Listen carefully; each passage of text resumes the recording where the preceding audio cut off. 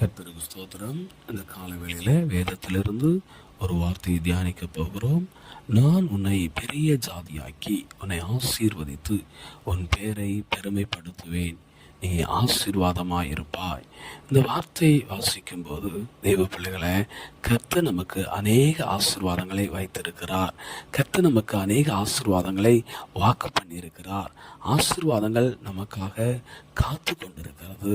தேவனுடைய பிள்ளைகளே, இந்த ஆசீர்வாதங்களை பெற்றுக்கொள்ள நாம் வேதத்திலிருந்து ஒரு 3 காரியத்தை வாசிக்க போகிறோம். நிச்சயமாய் இந்த ஆசீர்வாதங்களை நாம் பெற்றுக்கொள்ள முடியும். முதல் காரியம், தேவ ஆசீர்வாதத்தை பெற்றுக்கொள்ள நீங்களும் நானும் கர்த்தருக்கு செவி கொடுக்க வேண்டும். கர்த்தருடைய வார்த்தைக்கு கீழ்ப்படிய வேண்டும். கர்த்தருடைய வார்த்தை அறிந்திருக்க வேண்டும். கர்த்தருடைய வார்த்தைக்கு விலகி செல்லக்கூடாது. அப்புறமாய் பார்த்து கொள்ளலாம் என்று சொல்லக்கூடாது. தேவ வார்த்தை கனம் பண்ணி கீழ்ப்படியுங்கள். இரண்டாவது காரியம், நீதிமான் சரசின் மீது ஆசீர்வாதங்கள் தங்கும்.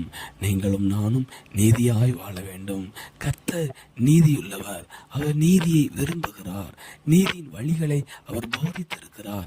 நீதியின் வழிகளிலே பிரியப்படுகிறார். உங்கள் வழிகள் எப்படி இருக்கிறது? மூன்றாவது காரியம், தெய்வ பிள்ளைகளை, உண்மையுள்ள மனிதர்களாய் வாழ வேண்டும். உண்மையுள்ள மனுஷன் பரிபூரண ஆசீர்வாதங்களை பெற்றுக்கொள்கிறான். நம்முடைய வாழ்க்கையில் தேவன் உண்மையை எதிர்பார்க்கிறார்.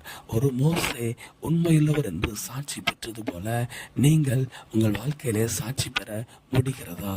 தெய்வ பிள்ளைகளை, கர்த்தர் நமக்கு உண்மையுள்ள மனுஷன் ஆசீர்வாதங்களை பெறுவான் என்று வாக்கு பண்ணியிருக்கிறார். ஆமென்.